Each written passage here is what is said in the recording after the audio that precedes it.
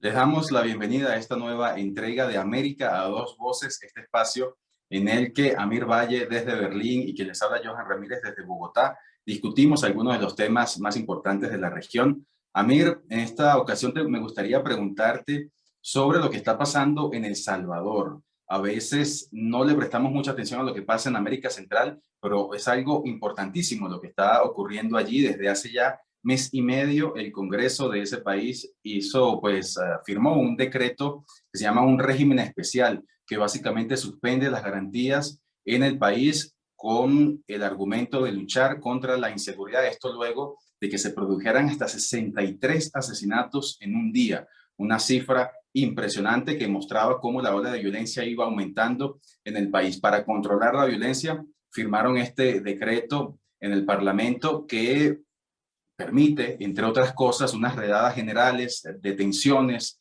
que podrían ser calificadas y que son calificadas por organizaciones civiles como arbitrarias, sin tener órdenes judiciales. Esto para luchar contra la inseguridad, como decía, y se jacta el presidente Bukele, casi cada 3 días va actualizando las cifras de haber ya detenido por lo menos a 20.000 pandilleros de la Mara Salvatrucha y otras pandillas criminales del país. Pero esto, más allá de estas cifras de la lucha contra la criminalidad, que en realidad hacen falta de acciones contundentes en América Central, esto plantea preguntas desde el punto de vista de los derechos humanos, del Estado de Derecho. Amir, ¿qué análisis haces tú de este tipo de decisiones? ¿Cómo valoras tú que un Estado, que un Congreso diga, bueno, a partir de ahora se suspenden las garantías y detenemos a todos los que sospechamos de ser pandilleros? ¿Qué beneficios trae esto y qué precedentes también trae, no solamente para El Salvador, sino para la región? ¿Qué consecuencias genera? Mira, lo más importante y es la pregunta que se hace todo el mundo es hasta qué punto se le está concediendo un poder prácticamente total a fuerzas que hasta ese momento no lo tenían. Estamos hablando del enfrentamiento de las maras y de todo el sistema de maras contra el ejército y contra fuerzas policiales. Y de pronto vamos a decir, esta solución especial que trajo Nayib Bukele le está concediendo a un sector que está absolutamente corrupto un poder muy grande. Cuando uno analiza los hechos, uno se da cuenta de que el estallido que tuvieron las bandas de las maras salvatruchas y todas la delincuencia en El Salvador y en los países que están cerca del Salvador, porque hay que recordar que estas bandas no solamente tienen una presencia en el país, sino también en alrededor, el crecimiento, la eclosión de la fuerza de estas bandas están en total contubernio con las fuerzas policiales y las fuerzas del ejército. Y normalmente hay que ver hasta qué punto no se le está concediendo. Esa es la primera pregunta que se hacen muchas de estas personas. Se le está quitando el poder, supuestamente, a estas bandas, pero en algún momento se le está dando un poder prácticamente absoluto sobre los derechos humanos, sobre los derechos civiles, sobre los derechos sociales, a un grupo que en El Salvador ha tenido históricamente una, vamos a decir, saga muy oscura. ¿Ya? Hay una historia muy negra detrás de esas fuerzas. Creo que ahí está el primer gran error de Bukele. Otra cuestión sería analizar si el resultado de esta represión, de este sistema especial, de algún modo, cuál es el verdadero, si es una solución o no es una solución. Hay que recordar que, según las estadísticas, en una población de 6 millones de personas, es un país muy pequeño, 200.000 o 300.000 personas, generalmente jóvenes, están vinculadas directamente a las bandas de la delincuencia. Hay un espectro mayor.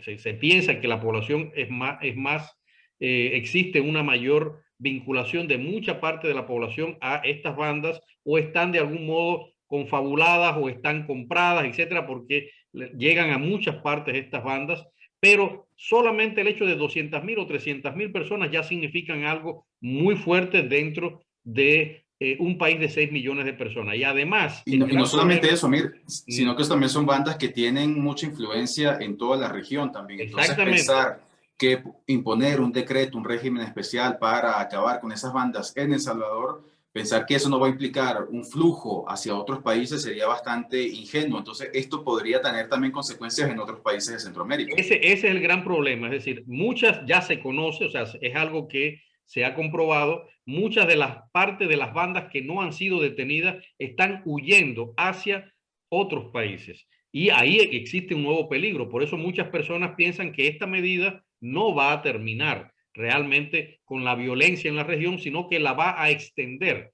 Y sobre todo va a crear un nuevo conflicto, que es el conflicto de estas bandas o partes de bandas que se mueven a regiones donde operan otras bandas, otras zonas del narcotráfico, y eso obviamente va a traer un nuevo conflicto que habrá que ver hasta qué punto puede llevar. Lo cierto es que aunque se violan todas muchas de las normas que uno entiende como los derechos humanos, los derechos civiles, los derechos sociales, y sobre todo en manos de alguien como Nayib Bukele, que ya ha demostrado que no cree en muchas cosas que para nosotros resultan normales, muchos derechos que para nosotros resultan normales.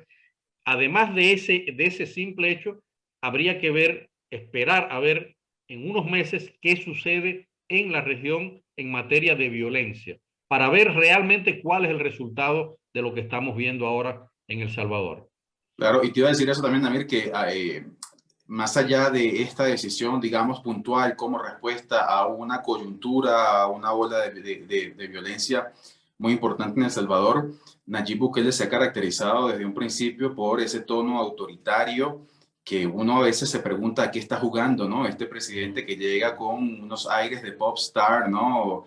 Renovando la política, la forma de hacer política, dando conferencias de prensa con una cachucha al revés, pero de pronto esa renovación se ve empañada por un regreso a ese autoritarismo clásico de la región. Entonces uno se pregunta qué está pasando con él, y este tipo de decisiones, Amir, que más allá, como te decía, de ser una respuesta puntual a la violencia, también está generando problemas y denuncian esto organizaciones civiles que cientos, miles de también personas inocentes están siendo detenidas sin tener antecedentes penales, un prontuario que justifique estas detenciones, que están ahora en cárceles llenas de criminales. Más allá de eso, entonces, ¿qué precedente sienta esto para El Salvador y para otros países de la región? Donde entonces un presidente amparado en un Congreso que le es favorable toma este tipo de decisiones, adquiere unos poderes extraordinarios y puede, en esa lucha contra la criminalidad, meter en la cárcel a disidentes, a opositores y hacer lo que quiera. Es decir, me parece que este es un precedente también lamentable que se suma allá otros que Nayib Bukele acumula lamentablemente en la región, Amir. Sí, hay algo que uno tiene que analizar. Nayib Bukele empezó supuestamente con esa apertura que todo el mundo vio con cierta ilusión. Creo que eso fue lo que sucedió en ese momento, pero no hay que olvidar algo. El Salvador es una de las naciones, de las sociedades más conservadoras en Centroamérica.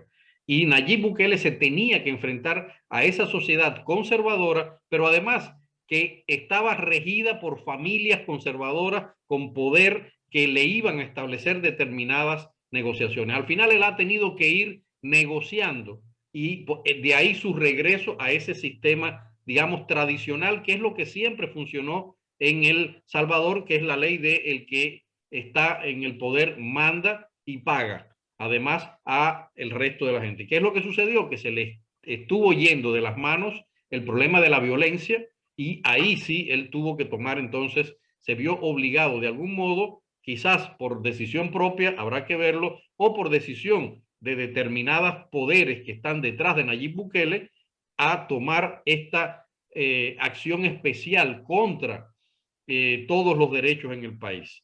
Es Y peligroso. muchos opositores a Bukele en El Salvador han denunciado que había negociado con anticipación con estas bandas, estas pandillas criminales antes de llegar al poder para garantizar una convivencia. Eso todavía no se ha aprobado, pero son voces que se multiplican a cada momento, de modo que esa renovación que prometía Nayib Bukele hasta ahora se ha quedado solamente en una chaqueta de cuero y una cachucha, Amir, lamentablemente.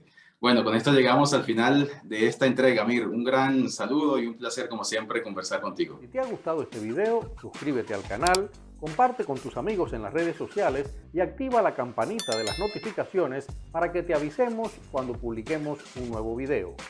Muchas gracias.